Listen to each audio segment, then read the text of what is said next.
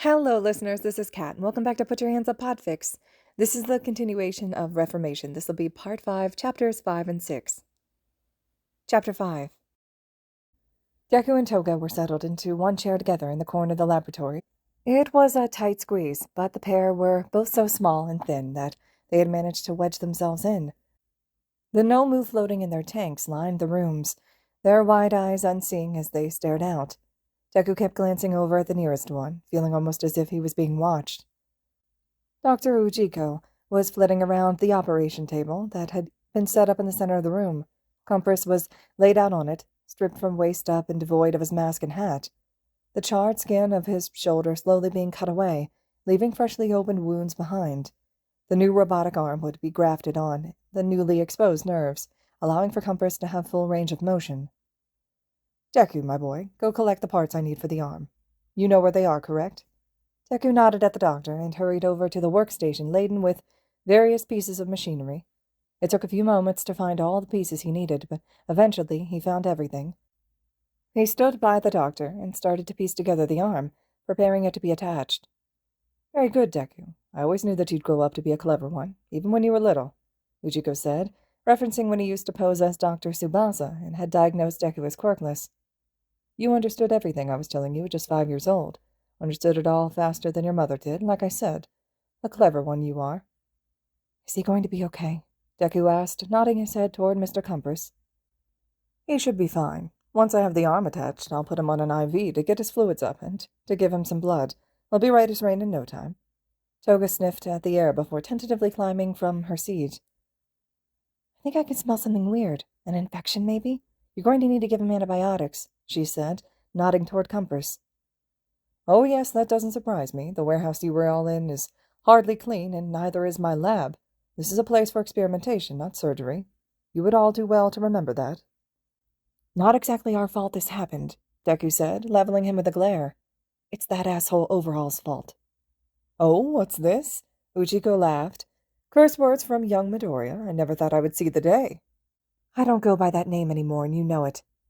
Tell me, did you pick up that language from Toga? No, she hardly seems the one to curse that often.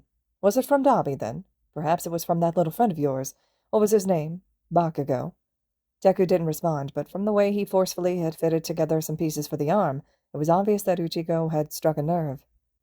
Young Bakugou goes to UA now, doesn't he? Quite a prestigious school. I'm sure the teachers there love his quirk just as they did at your middle school. When he saw the slight confusion on Deku's face, he smiled. Did you not think I kept an eye on him? I kept an eye on all my past patients. The interesting ones, that is. The ones with flashy, useful quirks. Or ones like you with no quirks at all. I was always curious about what would happen if we were to give you a quirk, Deku. I discussed with Shigaraki and our master about using quirkless patients, and there was some interest there. Have you ever considered— Deku cut him off with an ominous growl. His head hung low, but his eyes glaring upwards, making direct eye contact with him. Touch him or me with any of your experiments, and you will regret it. Protective of Bakugou, are we? No. I'd just rather not see his ugly-ass face around here. Shouldn't you be focusing on Compass? Think long and hard before deciding whether you're going to be taking on a work study, Aizawa said, eyeing each of his students carefully to gauge their interest. Many of them looked excited, nearly bouncing in their seats. Unsurprisingly, Bakugou looked downright bored. His eyes were dark, the bags under his eyes more pronounced than Aizawa would have liked to see. Ever since the call Bakugou had received during class, the boy had been nearly emotionless. Aizawa had forced the boy to start having sessions with Hound Dog to help with whatever depression the boy was going through, but it hadn't seemed to help much yet. It had only been a couple of months, but Aizawa had been hoping for some sort of improvement by now. The only times Bakugou seemed to have any sort of reaction were when he got aggressive during sparring, or when Kirishima had managed to pry a rare smile from the other boy. If you have any questions, speak to me after class. You're all dismissed for lunch. The majority of the kids had scrambled up, gathering their things in a hurry. Bakugou was slow, as had become normal, and Kirishima hovered over him, talking animatedly. One student caught Aizawa's attention, though, Shinso. Shinso typically stuck close to Todoroki, the two having formed some sort of odd bond as two of the quietest, possibly shyest in the class. The two seemed to eat lunch and work well with Ida and Uraraka, but, for the most part, they kept to themselves. Today, though, Shinso waved Todoroki on ahead. As the last of the students had filed out, Aizawa and Shinso were left alone. Is there something I can help you with? You vouched for me, and got me into the heroics program. That caught Aizawa by surprise. It was nearly enough to even get a reaction out of him. He didn't think that the young boy had known about that. After all, when he and Nezu had struck their bargain a few years back to allow him to choose one student for heroics that had failed the physical entrance exam, the two heroes had agreed that the exam, while required by the commission, was biased against mental quirks. There was, of course, a sports festival route, which was how Aizawa got into the hero program. But in Aizawa's opinion, that was just adding more hurdles for a student that already had the odds stacked against them, so he made a deal.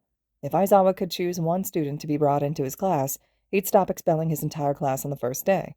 That didn't stop him from expelling classes later in the school year, but it kept the students there for longer than a day. I don't know what you're talking about, Aizawa said, keeping a stern look on his face. Liar.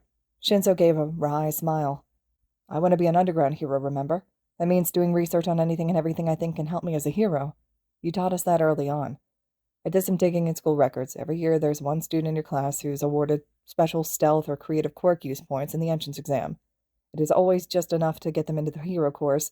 Those points didn't exist until you started teaching here. And the students they are awarded to are always ones who don't have flashy quirks. I know it's you. What does it matter? Train me. I already do. Outside of class, I want to do my work study with you. It was even more startling than Shinso figuring out the truth. You want to work for me. Why? Shinso's smile grew. It's only logical for me to want to work under a successful underground hero, so what's your answer? Aizawa sighed and pinched the bridge of his nose. If I say no, you're not going to drop it, are you? Look at that. We already know each other so well. I'm going to regret this. Fine, kid. You can do your work study with me. I won't take you on every mission, since some of them are more extreme than someone your age needs to deal with, but I can take you on patrols, and I'll bring you on the missions that I can. Have I made myself clear? Crystal clear, sir. Now, when do I start? Chapter 6. So you're serious? This isn't a joke. You actually want us to work with the Yakuza? Dabi said with a sneer, leveling lazy blue eyes on Shigaraki. The room was nearly bare, with only a few pieces of broken-down furniture scattered around the room. Dabi had dropped onto the empty bed frame as soon as he had walked in, leaving Spinner and Twice to take the ratty old couch. Toga and Deku had perched themselves on the window ledge, their feet dangling. Kurogiri was out working on something else, and Compass was still recovering. They had all listened as Shigaraki had debated with Toga and Twice, the rest of them carefully watching to make sure nothing escalated into a fight. Just below the window was Magne's magnet. Toga and Deku had been carrying it with them, feeling particularly attached to it ever since Big Sis Mag had been killed. Shigaraki gave Dabi a deadly grin. For the time being, yes. Up until they no longer serve their purpose. Yeah? What purpose is that? They are hiding something, Shigaraki said, leaning against one of the nearby walls. They are hiding how they are making those temporary quirk erasing bullets, and how they plan on making permanent ones. I want answers. That's why I'm sending Toga and Deku to work with them. That caught everyone's attention. Even Dabi froze, one brow cocked up in question. You want to send the quirkless kid and the psychopath into the Yakuza den? Spinner asked. It makes the most sense. They wanted Kurogiri or Dabi, but I refused. With Deku, there's no chance of them erasing his quirk, and between Toga's spy skills and Deku's brain, they'll be able to figure out what the hell the Yakuza is hiding. And then, once we have our answers, we get our revenge. Toga leaned into Deku's side, glaring slightly at Shigaraki. What are we supposed to tell them about Deku-kun's quirk? They'll ask. Figure it out. They're expecting you both in the morning. Try not to piss them off right away. With that, Shigaraki left. The others trickled out after, either going back to the hideout or going off to wherever they stayed when they weren't with the League. Spinner scooped up Magne's magnet, taking it with him so that the two teens wouldn't have to carry it with them when they went to see the Yakuza. Toga and Deku were left behind, leaning against each other and absorbing the news. I don't like this, Toga whispered. Me either. I don't think Shigaraki is thinking far enough ahead. What do you mean? I mean, what if things go sideways? The Yakuza would have information on you and me. If they get arrested, they could tell the heroes about us. Toga nodded along with his words. That wouldn't be too big of a deal for me, since the heroes already know about my name and have a little bit of an idea about my quirk. I'm more worried about you. If they find out who you are, it could be bad. I'll just have to keep my mask on around the Yakuza and lie to them about having a quirk. It'll be good to keep up the lie, right? Toga snorted before flashing her fangs in an impish smile. Of course I can. Who do you think I am? Right, I forgot. I was speaking to a master of espionage, Deku said with a slight laugh, bumping his shoulder against hers. Toga let slip a high giggle as she had ducked her head. Are you going to be okay with this, though? I mean, with seeing Overhaul again? She shrugged, furrowing her brows. I should be okay. It's just been hard lately, you know. I'm not getting enough blood in my diet, human or animal. And it's making me fuzzy. I'm scared I'll say something mean to Overhaul and get us in trouble. I really don't want Shiggy mad at us. I'll cover for you, if we get in trouble. Don't do that. Shiggy's already crabby and he might do something really mean to you. You heard what the doctor was saying. Shiggy and his sensei and the doctor have talked before about using quirkless people in experiments. I don't want Shiggy to use you for it. Deku gave her a small smile. I've dealt with bullies before. Shigaraki isn't much different. I don't like that you think that, Toga said with a pout. The whole point of you coming and joining us was so that you'd be happy and safe. I'm happy when I'm with you. I mean, you were my first real friend since I was little. You're my best friend, really. As long as you're here, I'll put up with Shigaraki and his tantrums. With a tiny squeal, Toga hugged Deku tightly. You're my best friend too, Deku-kun. I'll make sure that Shiggy doesn't do anything to you, okay? I'll be extra careful, I promise. And if Shiggy tries anything, I'll cut him. Not in a good way, either. I'll make him regret ever hurting you. I'd do it to anyone that tried to take you from me, got it? Thanks, Toga, Deku said, hugging her back. As they let go, he stepped down off of the windowsill. Come on, let's go find something to eat. Maybe we can find some raw meat or pig's blood or something to help you feel better. Then we can go find somewhere to sleep for the night. We don't want to be too tired when we have to show up to woo the Yakuza tomorrow. Gotta make a good impression. Toga nodded and jumped down from the windowsill, and the pair had slipped out into the dusk, no one batting an eye at a pair of teens giggling and joking around, just being children. So, these quirk erasing bullets. Shinso started, looking over the file that Aizawa had casually slipped him at the start of their meeting. They basically do what your quirk does, just temporarily take away people's quirks. Correct. I've been helping with looking into the distribution of these bullets. I don't particularly want to bring you on this case, but we need all the help that we can get, especially yours. If we manage to get a hold of anyone that's involved in the creation or distribution of these bullets, we would need you to help with the interrogations. Your quirk would work well for that. As long as I don't get hit with one of the bullets. Don't get shot, and we won't have any problems. Shinso snorted at that, closing the file. Fair enough. No leads yet? Only thing we have is possible Yakuza connection, but we're still unsure. I've been working with Night Eye's agency, and I heard that he's bringing in Fat Gum's agency as well. I'm planning a stakeout in a couple of nights, and I want you to come with. Think that you can handle going to class the next day? Shinso shrugged. I barely sleep as it is, so it shouldn't be an issue. Good. And I don't think I need to remind you that you can't tell anyone about this, right? I'm not an idiot. Keep telling yourself that, kid. Shinso had leaned back in his seat and ran a hand through his unruly hair. What other cases are you working on? Anything that you think I can help with? I'm not working on much else, Aizawa said with a frown. I limit myself to about one case at a time. When I have the time, I patrol and deal with smaller crime at night. Only other active case I have open is the League of Villains, but basically every hero is working that. Everyone is keeping their eyes and ears open. Shinso found himself shivering slightly, thinking about the League of Villains. He'd faced them twice now, same as the rest of his class. The first was back at the USJ when he barely had any training or skills.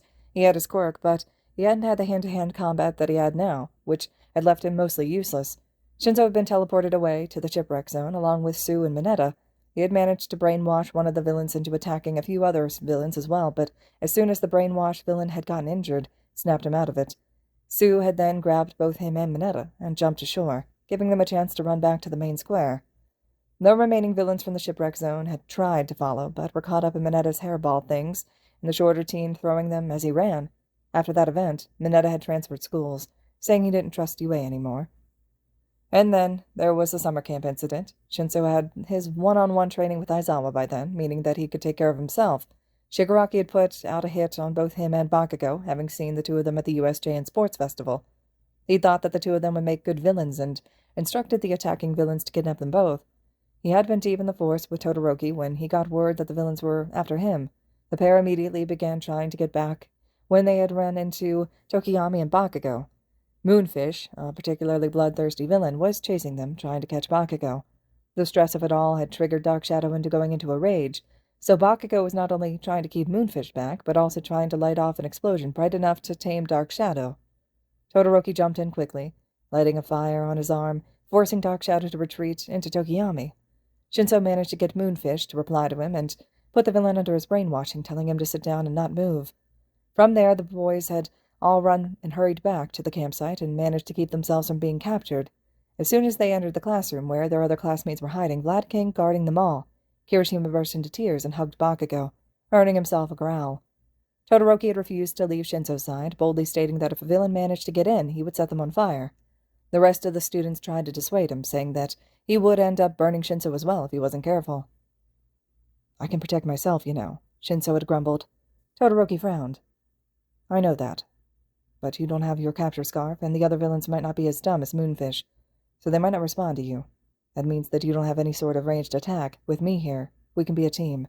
I can be the long-distance fighter, and you can be the close-quarters one." Shinso's heart stuttered, realizing that Todoroki hadn't been looking down on him when trying to protect him. He'd just been trying to be a good friend. He gave Todoroki a small smile. "Well, I guess I'd rather get lit on fire by you than get kidnapped." "Stop encouraging him," Bakugou had snarled. Sitting in the classroom, thinking of the League of Villains while Aizawa rifled through his things to find the file on them, Shinso had hoped that he wouldn't have to see those particular villains anytime soon. "The League has been laying low recently, but there's been word that they're trying to recruit fresh blood. So far they haven't made much progress, but I have heard the name Deku thrown around a bit, so I'm assuming that he's a new League member." Shinso cocked his head. "Deku? Kind of name is that?" "No clue. And no one has been able to get a read on his quirk, and we still haven't gotten a description of him. Only thing that we've been able to get out of criminals who were talking about him is that Deku is creepy and not to be messed with. Not sure what he's done to put them all on edge, but if you see him, just turn and run the other way, got it?"